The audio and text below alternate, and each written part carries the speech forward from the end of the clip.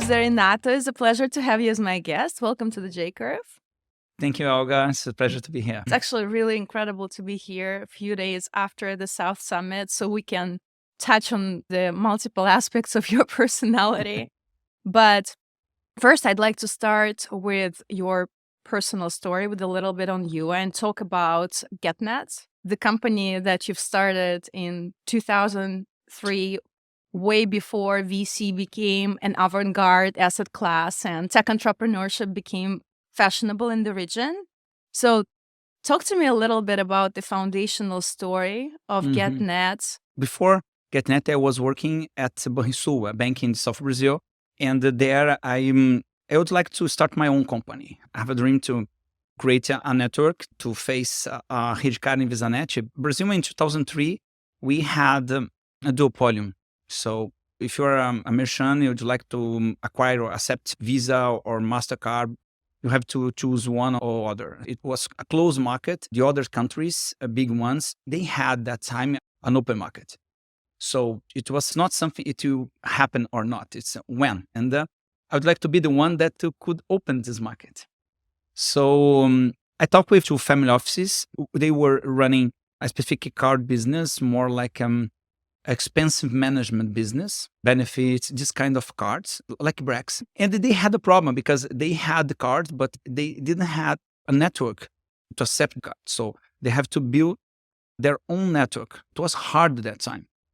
And they talked to me if I could help with some tips. No, I could help creating a network with you guys. And I talked with the one family and then talked to the other family. And the guy was, it was a little bit crazy because I went to his farm in Uruguay, explaining everything to him. What is the idea and how we could face the Redcard and VisaNet, and it will take him around 5 to 10 years, not more than that, to open the Brazilian market. And before that, there are a lot of options to create a network. I did only one pitch. and it's okay. Sold. It's okay. And the guy said, okay, fantastic. Let's start. I was like, wow, come on. That's it. And with 8 people, we started GetNet in 2003. It was a fantastic period and a lot of learning from a startup to a big company. Besides the credit card market, we changed the recharge of top-ups because recharging top-ups in Brazil, you have to buy a physical car and scratch in 2003. So I bought 2,000 cards, scratched them, and put their numbers in a POS. And I went to the telecom companies and said, wow, let's do it electronically. And started recharge of top-up in Brazil electronic. I managed 40% of the whole top-ups market in Brazil in 2-3 years. It allowed me to create the network, to talk with other banks to open Brazilian market. That's a pretty spectacular story. And right now, GetNet is the third largest card processor in Latin America that belongs to Bank Santander. But you mentioned that the journey in the beginning was really hard. You mentioned learnings as well. What are the key learnings that you've transferred to For All and any other ventures that you've been involved since then? Good point. Many people say that it's important to have a fantastic idea. It's not just an idea. You have a fantastic plan where you try to anticipate a lot of things. The other point is it's important to have a group of founders, not just one founder. And the other point is specifically when you are starting a business, you have to choose investors that trust in the entrepreneurs and in the idea because problems will show up. So these 3 pillars, so good plan, a group of entrepreneurs, an investor that trust. You mentioned to me before that a lot of the projects that you can handle is happening because you have a great team and you have partners around you. So what's your approach towards building partnerships? Today in America, it's common to say grit. It's important to have people, especially when you are starting a company, with a huge capability of resilience. More important, attitude, soft skills than hard skills. At GetNet and my companies now, I always interviewed the candidate and ask questions to understand how his or her mindset works. What are your favorite interview questions to test on the soft skills? When I talk about a specific company, it's how do you feel about it? Not what do you think? What do you feel about it? What's your dream? How could you help this company achieve the success. Of course, for certain types of positions, it's necessary to have hard skills. But the more important thing for leadership is soft skills, to manage the situations, to face problems, to work hard. I never see any company that got success without a lot of work. How do you scale the processing company in Brazil in 2000s when you don't have venture capital available? A bit of luck. I found 2 family offices that liked the business and have enough money to support the growth. Let me ask you a soft skill question. How did you feel about exiting GetNet through selling it to Santander? How did you feel about it? It's a good question. It's a mix of many feelings. Wow, fantastic. But when they bought GetNet, we were growing really fast in Latin America. And one of the reasons they bought it was that because Dom Emilio passed away and Ana Botin had a different approach to partnerships in the world. She did a fantastic job in Great Britain, joining a lot of companies and buying some companies to create more value. Strategy is not something that is wrong or right. It's something that you don't have to change frequently. Because if you're changing many times, something is wrong with your idea. And it's not a strategy. It's not a strategy. But the point is, we are doing a fantastic job and partnership with Santander. We are running a good business and a big business that time. We had, I think, more than 83% of the market share. We are trying to achieve the 10% of the market share that time. And they saw that it could be a good opportunity to have a huge company for all the person in the world. And GetNet became the brand and the company to run the acquiring business all over in the world now in Santander. So I think even in Spain now, it's GetNet too. In Mexico, Argentina, Chile, Brazil. And after that, I started the preparation to create for all. We'll talk company. about that. Yeah. I trying to imagine a person who created the company and then watched the company went all the way along the J curve, but no longer being part of the journey is like a really bittersweet feeling. When I interview leaders, I like to say that enjoy your journey.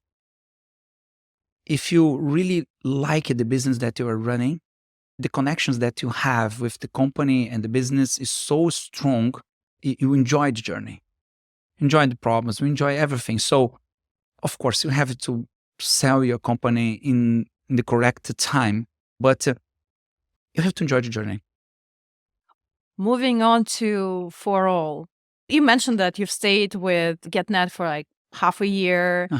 So that means that you essentially started For All like 6 months after you stopped being involved. When we start talking about to sell GetNet to Santander, there were a lot of initiatives that we were managing at GetNet that time, especially talking about the digital area. So, and I was thinking of that I would like to go deep in digital transformation. I went to Israel, China, America.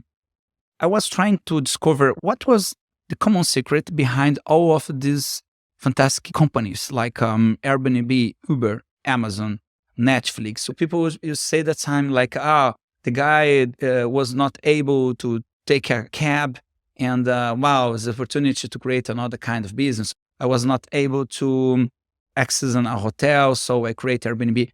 It's not this thing. The secret is they all a business platform. They built their business in a way that the business is a platform. It's not just a technical thing. It's the idea. So marketplace idea, Uber, Airbnb, Amazon, marketplace, and data-driven. I realized that almost all of them, they create their business in a logical of a business platform, but they didn't have any company to support them in this challenge. Because the big companies, technical companies, fantastic job like Oracle, IBM, Salesforce, Microsoft, but they are not creating platforms for this kind of business. So every one of this business, they had to create their own technical platform. So what I thought, well, if I create a platform, it will be for all. That's why the name is For All. say create a platform to support a platform business, it will be something that is fantastic for all kinds of business. Did you think about tech startups preliminary, or you just thought like holistically about businesses? Holistic, to support the digital transformation. When I put for all on the field and start the operation, the digital problem in Brazil was not so strong. It was not a problem. It's not a problem at that time in 2017. We started talking with big companies like Ambev, the brewery, or Cosan, the gas company, or Banque Itaú, and they had huge difficulty to be competitive in the digital market. So, and we help these big companies with platform and creating platform for them. Isn't that crazy how quickly Brazil and in general the world went from digitization is not an issue to every single company is a tech company, right? Yeah. That happened in the matter of less than a decade. Mm-hmm. And when you think about For All today, what is it today? How did it evolve since 2015? And what are some of the companies that are part of For All that you are personally the most excited about? Well, one thing is what we did with Santander, this partnership, when we bring a startup mindset and technical capability together with a company like Santander that has a strong channel to distribute the products. That's the secret behind the success of GetNet operation when we open Brazilian market. And I thought, wow, why don't we do the same in the digital market? So we started creating JVs with leaders in the real economy facing problems, or they would like to have a capability to compete in the digital market. We started a company in entertainment with Opus, was that time the second largest show business producer, now probably is the biggest one in Brazil. And we started a company that is now the second leader in the ticketing marketing and digital marketing for entertainment. It's called Uhu. We started a company for food service together with 9 groups. We started a company in the sports together with one channel. It's a global, it's a huge channel here. We started Wine Locals. I love your approach towards innovating together with the big partner that has capabilities that majority of startups don't have, like distribution, good understanding of the customer base, good understanding of the business model, and probably the time to revenue is relatively fast. Yeah. Yes. I like to have associates. I have to have partners. When you have a lot of people working together, it's much better than when you do by yourself, alone. At the same time, it's contrary to the Silicon Valley approach, Yes. which is go fast, break things, be a rebel. But I think in the environment as we are in today, and especially in emerging markets where you live through crises every single year, pretty much one type of crisis or the other, it's just not sustainable business model to go fast and break things. You have to build partnership network to be able to consistently innovate and leverage the partnership channels. I don't like cash burn. I don't like at all. I think nobody likes it right now. But it's in Silicon Valley. Sometimes it was if you are not spending a lot of money, it seems that you are not growing. And, you don't dream big. You can dream big, but together with others, that's the idea. I believe that we are doing a good job because our companies are growing fast, but it's not something that we have to put a lot of money to this growth. Yeah, I think especially like digital and native companies, they still need to transition to a hybrid business model because no matter how fast e-com and digital channels grow, the traditional brick and mortar way of doing business is still the majority of any sort of transaction. And if you don't enter it, you're losing. You're flattening your growth way before you exhaust your potential, right? Experience. That's the secret, experience. I'm sure that in 50 years, people are still expecting a good experience, a physical experience with a digital support.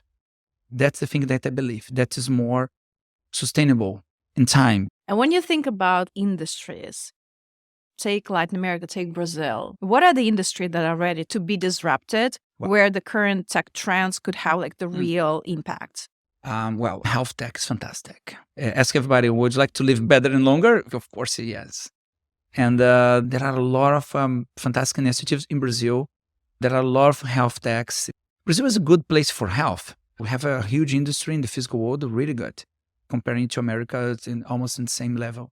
Agribusiness, another market in Brazil, that's just crazy. What we are doing here, it's incredible. Especially here in the South, right? Yes, yes. The industry is big. In the south and like in Mato Monterosso. Grosso, these states in the center west. We have a lot of good companies there. We have a huge market for many kinds of sectors. But for me, it's health tech and agri-tech. What do you think the role of Porto Alegre and Rio Grande do Sul will be in the ecosystem, tech ecosystem, or tech-enabled ecosystem growth in Brazil? Because right now, there is Sao Paulo hub/bubble. There are some companies in Rio. But how do you feel about Porto Alegre future? You were able to see what was happening here. Yeah, in we're South going to Summit. touch on South Summit, and it's crazy, mind-blowing. It's crazy. What we have here is huge, huge connections between government, institutions, academy, universities. And you have the third best university in Brazil. Here. We have it's considered the best public university, and the second and the third private university in Brazil. So good universities, a huge entrepreneurship mindset. I don't know, it's because German, Italian descendants that we have a lot of companies here, and thinking about startups, we have a lot of startups. We have the best number of startups per capita in Brazil. São Paulo has more startups, but in absolute numbers, but per capita we have more here. We created alliance some years ago, our state Rio Grande do Sul alliances for innovation. We started Pacto Alegre. It was a pact that joined all these three pillars to work together to have a better place to invest in here. We started the idea to bring a specific global event that acts like a catalyst to bring funding, and global connection. We talked with South by, Web Summit, Mobile World Conference, South Summit, and Tel Aviv, Berlin. When we talked with Maria, the founder of South Summit in Spain, and she founded South Summit in 2011, 2012, I think 2012, in the middle of the crisis that Spain was facing that time. 40% of younger people were unemployed. And she said, well, I would like to bring innovation to help the kids to change the situation that we are facing here in Spain. She talked with royal family, entrepreneurs, big companies, academy, everything, enjoying to create South Summit. And when I talked about the idea that we had, she said, "But it's my pitch." When I started, we set partnership with South Summit in the end of 2021. We did it in 100 days, the first edition. It was really, really crazy because our idea at that time to have like 4,000-5,000 attendees, and we had 20,000 attendees that time. We had in the startup competition startups from 86 countries. So it's a lot. And it was 900 speakers, and it was 22,000 of attendees and over 3K startups in the second year. So just to put things in a perspective, I wonder if you can break down the organization of the summit. Like, what does it take to host the event of that scale here in Porto Alegre?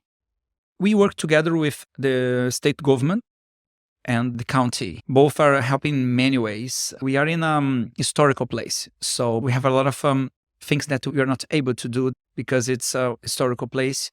But we got a lot of support from the state government and the county, the mayor you saw, and governor. But we've been working together with many entrepreneurs so here. How many people were involved in the organization? Wow, working directly, more than 2,500. It's huge. 2,500 people working together. It's a lot. But of course, to manage, it's around 50 people that knows how to manage this level of event. Can you talk about like numbers in terms of the budget, in terms of the range? Like how much does it No, cost? it's a partnership with the government, so we have some restrictions. But talk about event that costs us millions. But it's an investment, right? Investment, It's an investment, it's an investment for the investment. future. It's a big. Every single coin that we got, we put to create a better event in the next year. This event is here almost 40-50% bigger than the last year. So probably next year it bigger. will be No, another bigger, of course, 50% bigger. bigger. I mean, that's a huge pressure on the infrastructure of the city, Yes, though. yes. But it's good because it creates this connection and the self-esteem. This thing that we are creating here is not just for the city, not for the state, but for Brazil, Latin America as well. And it's different comparing to big events in the world because our secret, we say in Spanish, secreto, everybody can access everybody to change ideas, to connect to people, to connect companies, startups, and funds, which was like that in Madrid, but we put some Brazilian spicy, to create more connection with the city, to create like a bit of festival that we can see in South by, a bit of content that we can see in Web Summit. But what we are different to these connections. South Summit is that. It's a platform that creates the capability to connect everybody to everybody. So we see billionaires walking in the middle of everybody. You mentioned the word platform that connected all of your multiple activities into one umbrella vision, that you create the platform for building, software together with corporates. You're building a platform to encourage collaboration for the sake of the entrepreneurial ecosystem in Latin America.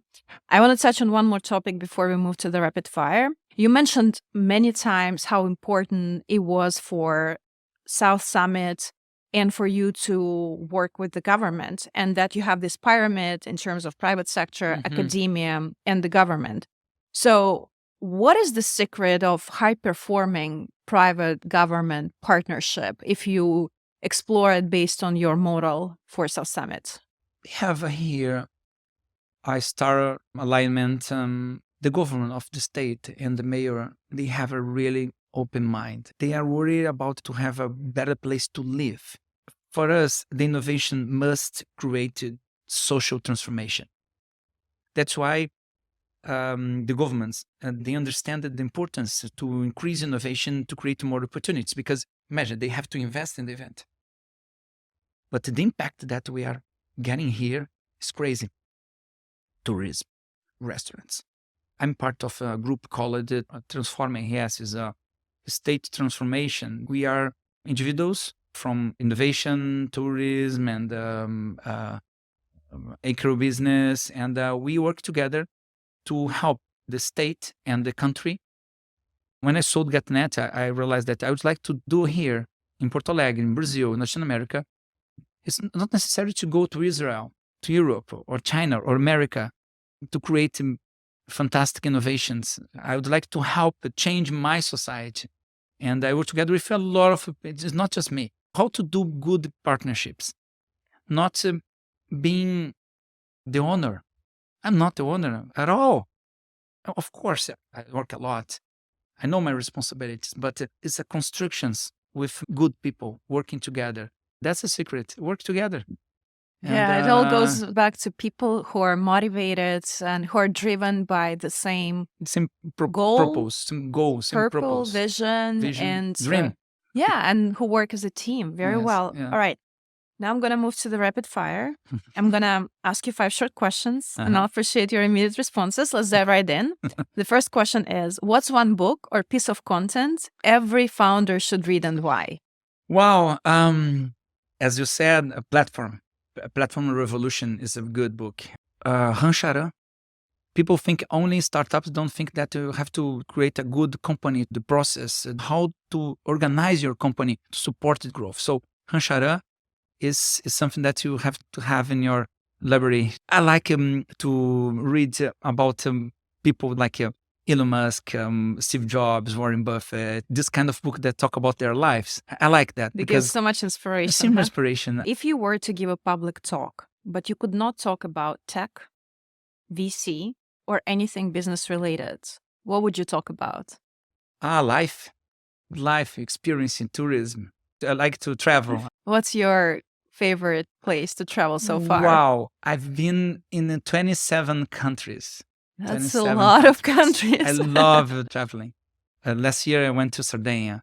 Fantastic Oh, place. Fantastic. beautiful. My wife and I, we love, I think from 15 years, we've been, every year we choose one specific new place to go together. You have to work hard, but play hard. It's a common What's your expression, but favorite part of traveling? Is it like cultural discovery, both. history, I prefer food? landscape and Okay. culture things. I don't like big cities. When was the last time you changed your mind about something important? Wow.